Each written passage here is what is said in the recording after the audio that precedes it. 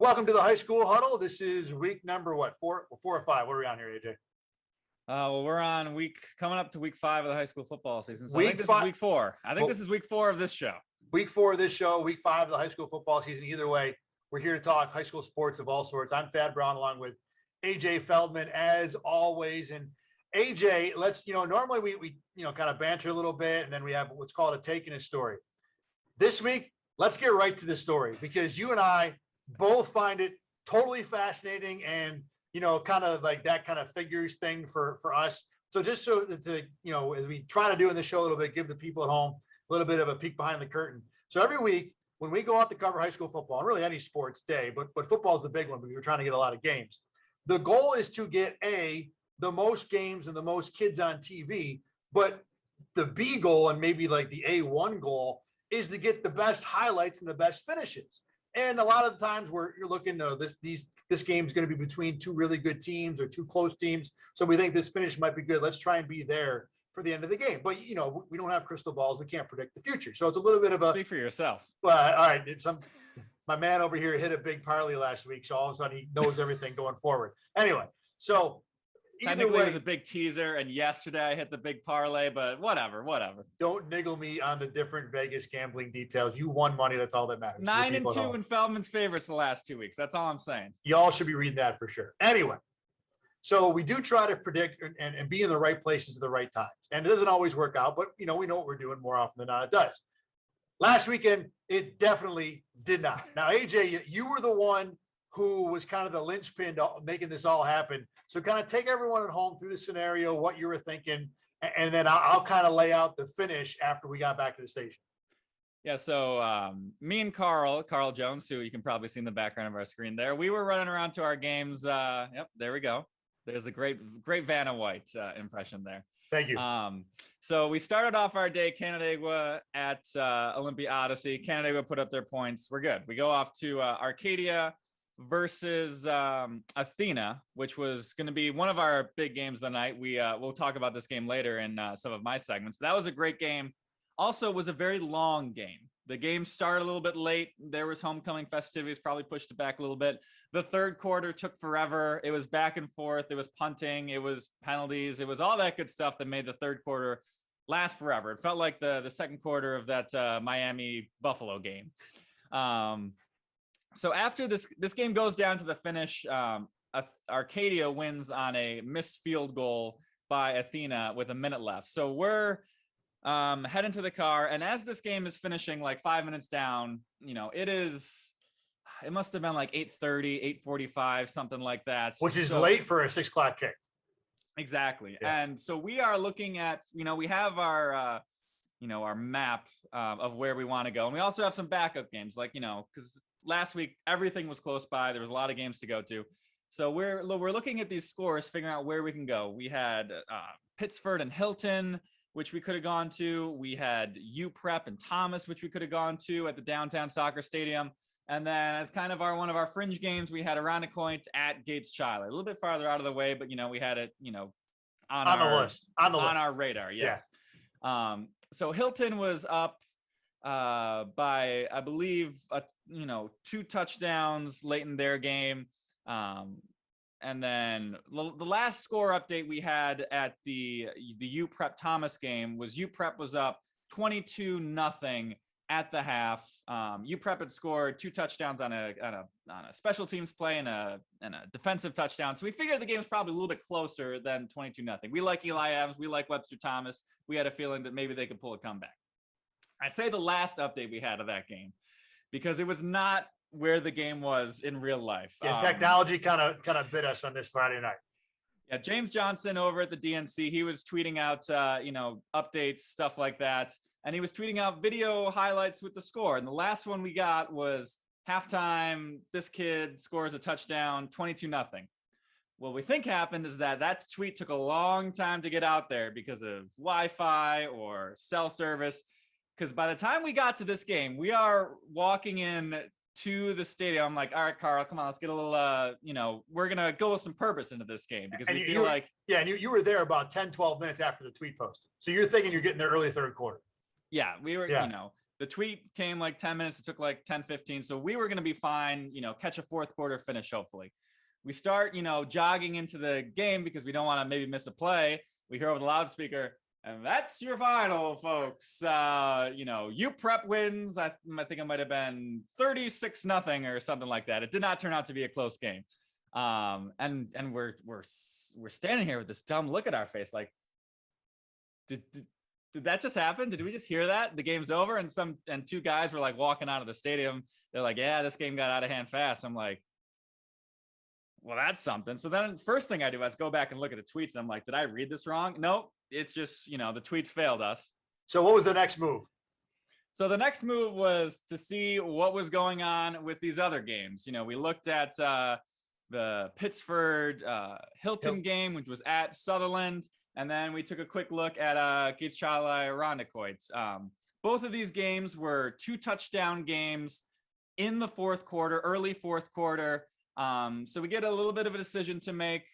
Gates Chili is a little bit out of the way. Pittsford much closer to the station. But so either way, you're not getting either one for 10 or 15 minutes. The game's already in the fourth quarter. So the only reason we would go to one of those games is if we thought there would be something worth getting for the last 2 minutes of the game, basically. Exactly. So we start heading out to Sutherland, and then we get, a tweet update from Hilton. They do a good job tweeting this out. Hilton scores again. They're up 3 scores. We're like, all right, night's over. We only got 2 games. We got a good finish. We're feeling all right about ourselves. And I think I literally said to Carl, well, we missed 3 of these games, but it's like not like we missed a good one. So, it's fine that we didn't get these games. Whatever. We didn't get the fourth quarter touchdown to go up from 3 scores to when it was 2 scores. We're like, all right, we're gonna go back. And then we find the stream online and we figure out what we missed. Yeah, so we got back, and actually we saw the final first because I'm kind of following along with this. We're talking over text, and I knew that what was it? Gates Chili was up 2 touchdowns on Irondequoit, and I looked at that game and said, well, neither team has won really much this year, so let's not bother trying to hope for a miracle. And later on in the night, Carl is putting together final scores for us, and he goes, hey, Irondequoit won that game in overtime. And we're like, what? So we find Varsity Media, which does a great job streaming some of these games, and discover that what had happened was Irondequoit down by 16 with 4 minutes to go, scored a touchdown, didn't try the onside kick, failed, but forced the stop, got the ball back with like just under 2 minutes to go. Had a lot of timeouts left, so saved some time. And then they tied the game on a wide receiver reverse pass. There was a handoff, a pitch to another receiver who then threw it deep for like 70 yards. Irondequoit goes to overtime and gets a touchdown in overtime to beat Gates Chili coming from behind. Amazing game. Very likely the finish of the year. And yeah, we were twiddling our thumbs at the station. So for all you at Irondequoit wondering, why was this game on TV? Now you know. And the worst, not the worst part about it was all of these touchdowns would have gone directly to where we would have stand. Oh, it would have been beautiful highlights. It would have been golden video. Yes. It would have been amazing. All right. So there's our story for this week. Let's get to the takes. And I'll start first here, AJ. Not a super hot one, but, I want to talk about Hilton a little bit. I kind of early in the year, they lost to McQuaid and Victor and weren't super competitive in either game. And I think kind of mentally I might have left them for dead. But the win they had over Pittsford, as convincing as it was, and it wasn't dominating, but boy, they really controlled a really good Panthers team.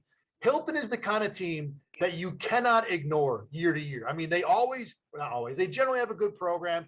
And I was really impressed with that win, because a lot of times in high school sports, when team A is better than team B on paper, you don't get the any given Sunday stuff. It's not the NFL. It's not even college football where both teams have 60 scholarship players. Normally just go, if you think it's going to go direction A, that's the way it goes. And Hilton totally flipped the script on a pretty good Pittsburgh team. So credit to the cadets.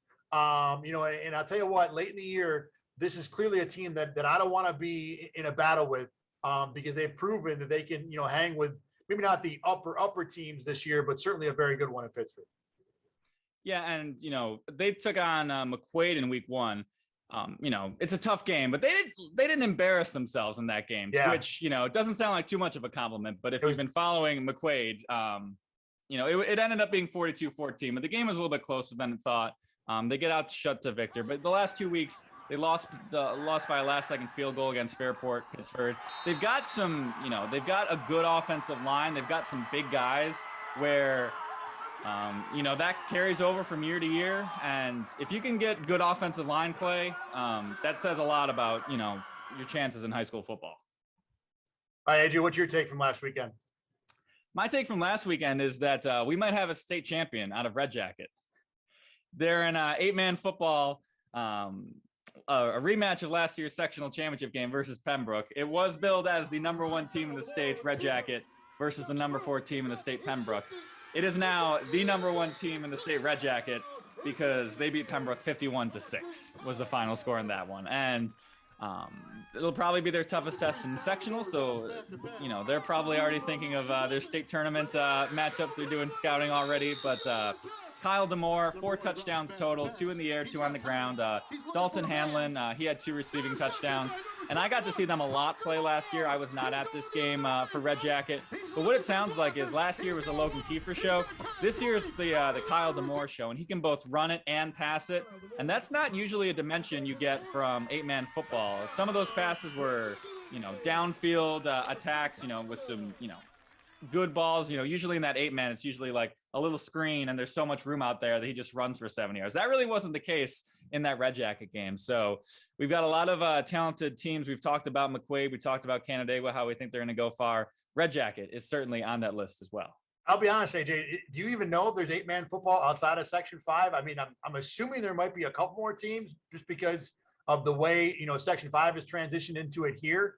But I wouldn't even, begin to guess. I mean, last year was the first year, and last year being 3 months ago was the first year we even had an 8-man sectional title. So I don't know what there is state-wise. Is there even a state ranking for 8-man football? There is a state ranking for 8-man football, and I'll bring it up right here, and then I'll take a look, to be honest, to see if they have a state tournament. But we've got teams from Section 4, Section 1, Section 9, and Section 3 in this 8-man state rankings. I would think then that there will be a state tournament, and it will be, I'll tell you what, we've talked about this a couple of times on this show. 8-man football is fun. And for schools that might be thinking about it, well, it's not real football. We don't want to, have our program go down to 8-man. 8-man's a good time. It's a good way to keep kids playing football if you don't have the numbers, which a lot of schools are contending with these days. And we told Carl when he went out there, it's going to look a little weird at first, but a couple plays in, you're going to not realize, you're not going to remember that you're shooting 8-man football. And he agreed with us. All right, let's move on to some of the teams that deserve pub, and we're going to expand this a little bit on my side because we want to talk about some volleyball state rankings. But first, my team that deserves pub is Victor Girls Volleyball, 8-0, and they are super impressive. We've seen them a couple times lately. Emma Workmeister is just fantastic. One of the more aggressive attacking players in Section 5 volleyball, along with Helen Kian. I hope I'm saying her last name right. It's Qian. But their front line is excellent. And look, not a surprise. You have an 8-0 volleyball team. You're going to be good up front. But they have a big test tonight. We're going to see it. This is Thursday night. We're watching this now on News 8 at 11, taking on 7-0 Penfield. But for tonight, at least, I've seen Victor a couple times. I've been blown away. Victor's great at a lot of sports. Volleyball, not one that at least you would think of historically. And boy, they are really good at it this year. At least their girls team is so far. Yeah, they were the Class AA champs last year in Section 5. They were really good. I got to see them play a couple times. Emma Workmeister, she is a UConn commit, so she's got quite the firepower. She just, in that sectional championship game last year, she took over that game.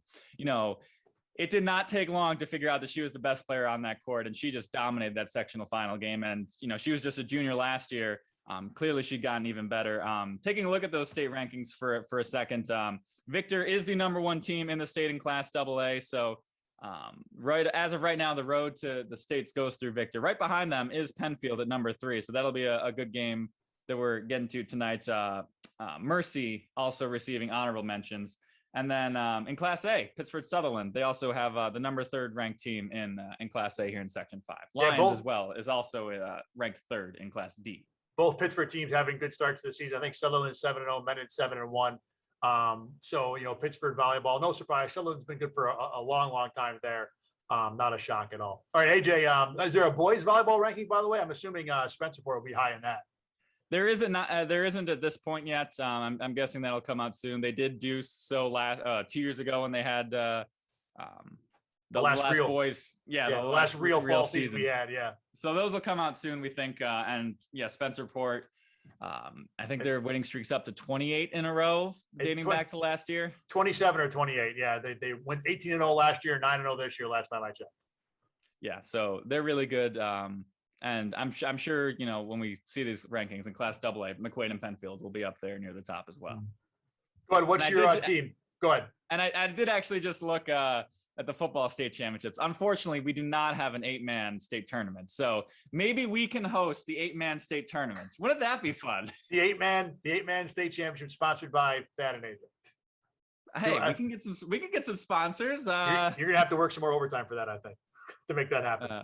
All right. Well, we'll see what we can do there. All right. So what your team what segment are we on right now? Yeah, your team that deserves pub, AJ, the under the radar team. All right. I'm going to go with Monroe. We've talked about Monroe on this show, the little team that just almost barely couldn't.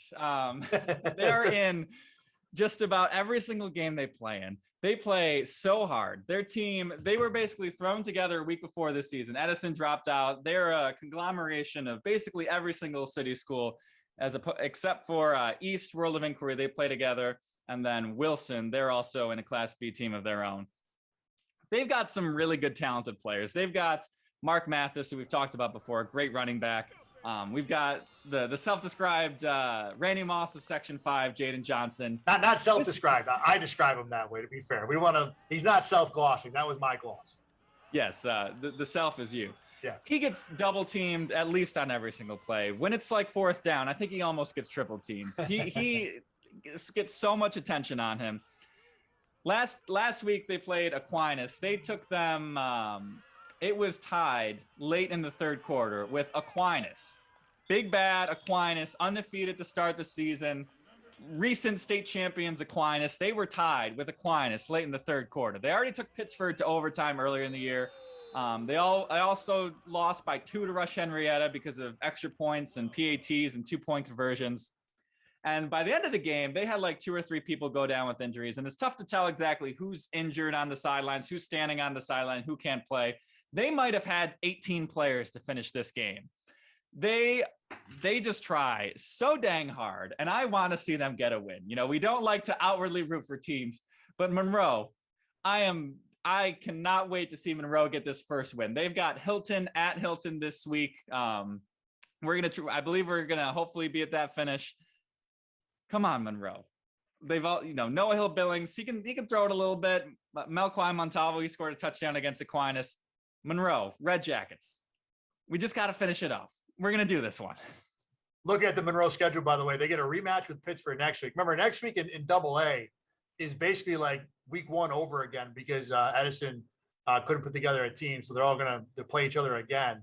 So it's Hilton and then Pittsford and then Monroe gets Victor. I mean, they could have scheduled themselves a cupcake in there, something. I mean, isn't there a Sisters of the Poor in Section 5 that Monroe could have gotten on the schedule? Fairport last game of the year. So, I mean, no gimmies in Class AA for Monroe. Unfortunately for Monroe, that's supposed to be them. They're the sisters for all the schools thrown together. Oh, we got a couple players here. Oh, we'll put them on this team. We'll put them on that team.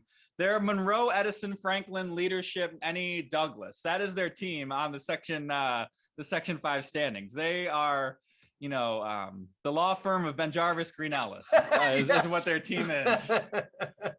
And just as tough as that guy was, that former Patriots running back. I'm going to remember to call myself if I get their highlight. They're going to be the law firm of Monroe, Edison, Franklin, Leadership, Any Douglas. We don't have enough time in the show for you to say the whole name. It's just unfortunate how it goes. All right, let's move on. We'll make sure they bust out an 80-yard touchdown and they'll get it all in. Okay. All right, let's move on to the best team we saw last weekend. I went first for the last segment, so AJ, you can go first for this one. The best team I saw, we already talked about how we saw their game, Arcadia. Now 3-1 with a win over Athena. They are now the kings of Greece football with a great homecoming win. 14-12 was the final. Extra points, kids. You got to make them. And the guy who makes them for them is their quarterback, Brian Shinitsky. So he is doing it all for them. And the real guy I want to talk about is Latrell Rowe. We already talked about Brian Chinitsky, threw for 4 touchdowns. Latrell Rowe, he is a talented wide receiver. It was late in the first quarter. He had this great interception, came up for it, he was playing, it was a deep pass. His receiver got, thought he had him free. Great interception. I believe it was second quarter, end of the second quarter. He catches this great touchdown, 30 plus yards. Third quarter, he gets another pick. I think it turned out to be late in the third quarter as well. He gets the game-winning touchdown. Latrell Rowe did it all for Arcadia. I think you're going to be seeing him on our Section 5 best later today, certainly if I have anything to say about it.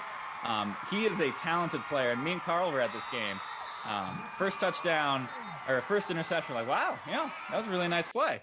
And then touchdown comes, we're like, oh, look at that. That's the same kid from before. And then interception 3 comes, and then Carl's like, I think we got one of these segments. I think he's going to be on it. And then he catches the game-winning touchdown. I didn't even realize it because, I'm so focused on the game to shout like that. He's like, what do you know? That was him again. So Latrell Rowe, I believe he did not play. I saw this in the Pick and Splinters article. He did not play in the spring season because he had a basketball commitment, I believe is what it was. I'm not surprised at all. He's a talented basketball player. So certainly that helped from their winless campaign in the spring. And they're right now 3-1. They've got a tough test against Canandaigua. We'll see if they can give them a run for their money. It's going to be real tough, but Arcadia 3-1 to start the season. Best team I saw last week was HFL football. Victor girls volleyball, frankly, could have probably been the choice in this category, but I wanted to make sure they got some pub. So we gave them some pub in the segment that says, give a team some pub. But so that leaves HFL again. I know you've had them here once. I got a chance to see them against Wayne. Weird game in that HFL didn't do a whole lot in the second half. It was 14-7 at the half. I got there at halftime. And then really, I don't want to say Wayne dominated, but Wayne was the better team for the majority of the second half. And Wayne scored, to go ahead 21-14 or 20-14 with, 2 minutes or so to go in the game. And, HFL that had been kind of smothered in the second half, down 6, having to go 70 yards or whatever it was in 2 minutes. They needed 2 plays. They needed 30 seconds. It was Brody Young on a pass for 35. And then Brody Young just laid out a perfect ball. Nolan Smith, the big tight end, laid out the goal line, made the catch, 28-yard touchdown. And HFL makes the extra point just like that to win the game. Ryan Gary recovers a fumble late.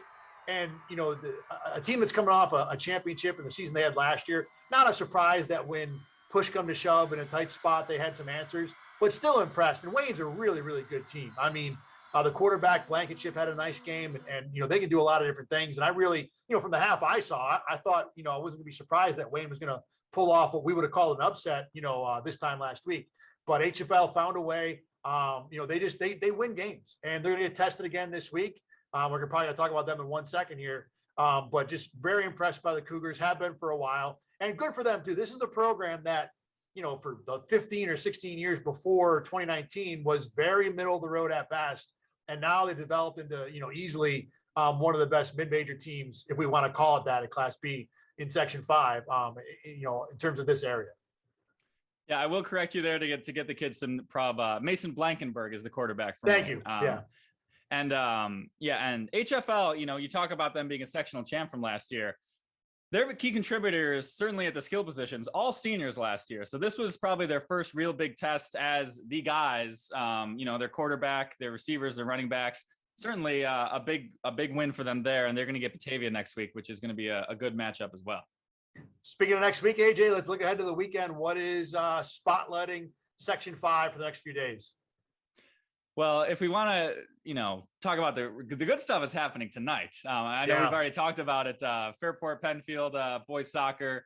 Well, we didn't talk about it here. You and I talked about it beforehand, but yeah, Fairport and Penfield. I think 8-0-1 versus 8-0. It'll be at Fairport tonight. Hoping to have highlights of that one tonight on News 8 as well. So as good a boys soccer clash as I think you can get. And then we talked about the girls volleyball with Penfield and Victor. So good year to be a Penfield fall athlete, that's for sure. And then football games, our big one is going to probably be Schrader 3-1 against Thomas 2-2. A good Webster battle. Thad can certainly wax poetically about this Webster football game that's coming up. Yeah, back in the day when these schools first separated, I mean first for the most recent time, because they've been together and separate like 18 times in the last 100 years. But, 20 years ago, Webster was one program and they were super. Carl Garitano was the running back. I think his mom taught my daughter in kindergarten or something like that. So it tells you how far back we go. But then when they split about 0304, this was the game, like the game, capital letters, for 2 or 3 years. And it really hasn't been that way for about a decade, where you look at Thomas and Schrader and think, anything about, this might be the first time in 5 or 6 years both teams have been over 500. So really looking forward to it. We talked about Eli Adams, the Thomas quarterback. He's a favorite of ours and certainly a guy that, impresses on a weekly basis. Schrader's been more of a team. They don't really dominate, with 1 or 2 guys, at least not that I saw. But I saw them take on Brighton last week. They didn't do a whole lot. But I mean, this is a 3-1 team that's been impressive. And I'm definitely looking forward to seeing what that Schrader defense can do with Adams on, what is it, Friday night, I'm assuming? Yeah, Friday night. Yeah, that Schrader defense has been good so far this year, leading them to a 3-1 record. Thomas will probably, Schrader already played Brighton, but Thomas will definitely be the second toughest test they give. I think on paper, that's going to be a really good matchup. I think those are two, a good clash of maybe styles there. And, I agree. Webster, the rivalry game, I think will make it a close game to begin with. Another game we've got our eye on, Pittsford at Victor in Class AA. I think the stakes for this one are maybe a little bit higher than you would think on the paper, because this could be a clash to determine who is the 3 seed in AA and who is the 4 seed in AA. Right now, Victor, Pittsford, and Rush Henrietta all at 2-2. If you win this game, you have the inside track at number 3, which means that in that semifinal game, you get Aquinas instead of getting McQuaid, which as we talked about. It's not about getting Aquinas. It's about not getting McQuaid. I agree. That is a big, big deal to be the 3 seed. Yeah. So both teams coming in 2-2, anytime that this second tier of AA teams have played, it's always been kind of a mystery as to who's going to show up, who's going to win, things like that. So we think this will be a pretty competitive game. Yeah. I mean, Pittsburgh's coming off a loss to what had been a winless Hilton team the week before. And, I think we both agree that Pittsburgh doing what Pittsburgh can do will certainly be all Victor can handle, and Victor's team this year has not been, score a bunch of points and run teams out of the stadium. It's been, play really good defense, run the ball. If Pittsburgh can get a lead, that really might force Victor out of their comfort zone. I'd be interested to see, how the Blue Devils handle that. So it is a fascinating game for sure, even if it isn't a game where we're like, oh, the winner of this game is going to be the best in the section. It's still, those are 2 really good teams. And then the last one worth noting, Batavia is currently undefeated in Class B. They've outscored their opponents 179-8 so far this year. That sounds good to me. That sounds very good. This is going to be their tune-up game before that HFL clash next week. They've got Dansville Waco, who comes in at a 3-1 record. They lost their 3 wins against kind of lesser teams. Their 1 loss to Wayne. It was about a 2-score game. So they've shown that they have some certainly the ability to give Batavia a little bit of a test before this HFL game. Kind of a might just be a warm up for Batavia, but certainly valuable in itself. And who knows, maybe Dansville Waco gives them a good game. I saw them last week.